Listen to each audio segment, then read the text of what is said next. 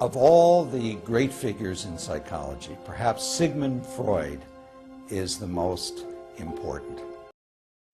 The guy was not accurate at all. I mean, he was on medication his whole fucking life, and you're not talking like, you know, amoxicillin or something like that, dude.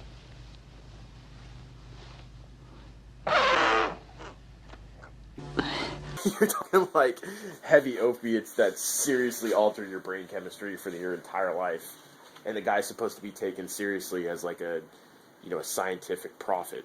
We all speak Freud every time we... And you look at Jung, and I think the difference with Jung is, especially now, like the things that I'm doing, that I'm just starting to do with, like the guided imagery and stuff like that, that's exactly what Jung, I think, was directing things towards. It was more that, you know, it's not that every single one of your damn dreams is gonna matter, you know what I mean? But your dreams can have an element of truth in it.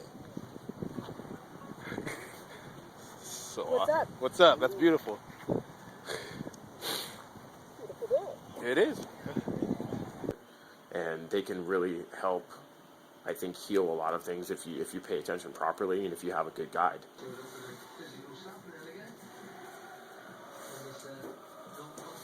That's what we're just starting to get around to now as a culture. And whereas before, I think it was more, for whatever reason, like you were saying, like people just agreed with Freud for whatever reason, just because. I did not hit her. It's not true. It's bullshit. I did not hit her. I did not. Oh, hi, Mark. Oh, hey, Johnny, what's I up? don't even. I mean, the guy doesn't even make sense to me. Like, I don't understand how you can listen to that and you're gonna be like, wow, you know, he really knows what he's talking about. You know, like everyone wants to do their mom. Diane and Steve are mother and son, but for the last 10 years they've lived as man and wife.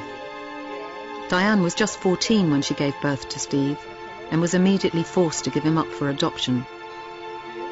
After 27 years of living apart, Steve traced his mother and they arranged a reunion. Like, yeah, totally. How much drugs are you on right now? 3D is we. We. Mother Earth. Three-dimensionally.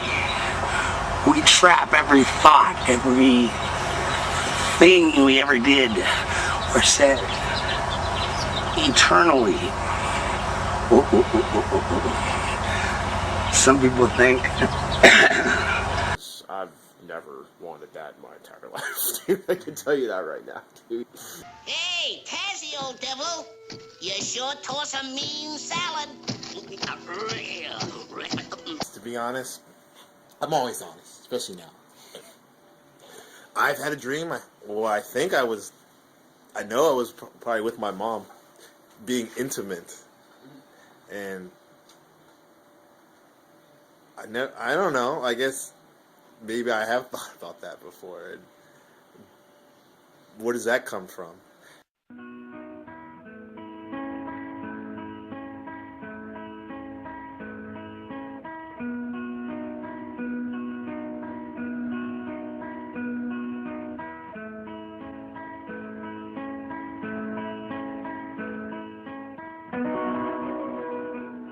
Oh, excuse me, Ricky.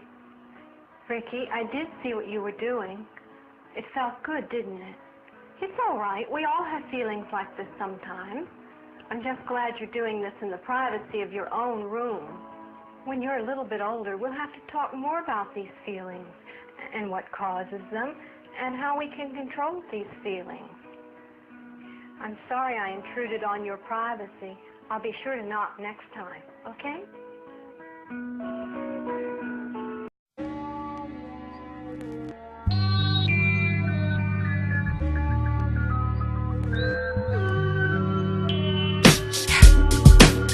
Make the show that appeals to like people's like primal senses, their primal urges, even if it seems like it's like profane and not what society deems as morally correct. But what I want to do is empower people to know that they can create your reality. This is not fantasy. We create reality. Truly, definitely. We create reality. Better be filming this.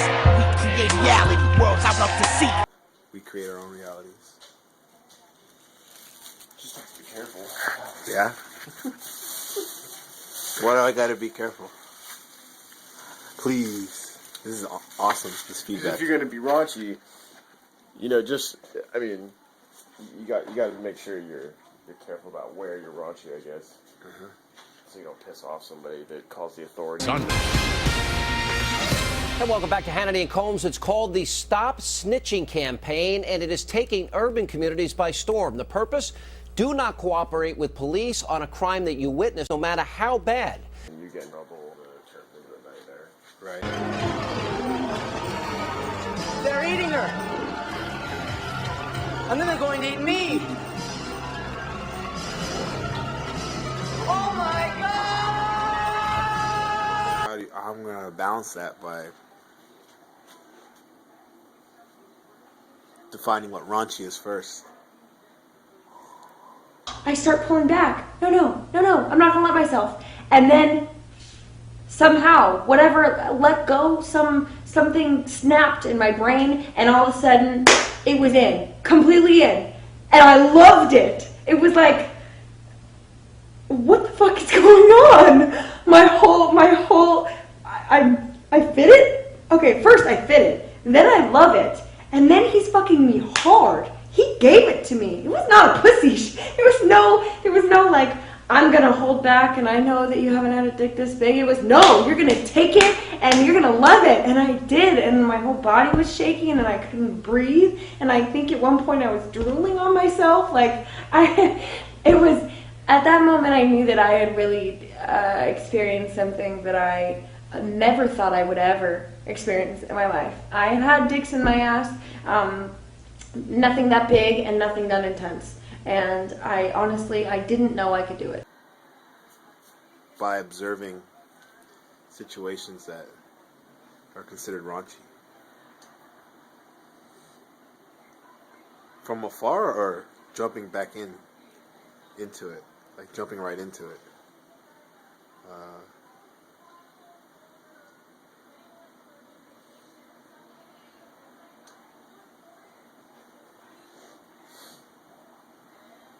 Maybe both. But like raunchiness to me is If you're talking overboard. like primal raunchy, you know, if you're talking like sexual primal raunchy, that kind, that's where, you know, that's the stuff that can get you in trouble. Yeah. Even though it's there, like it's always there. It's always a subconscious thing, no matter what. It's just, that's what this culture looks to suppress, is nature. Yeah. That's why we're so fucked up.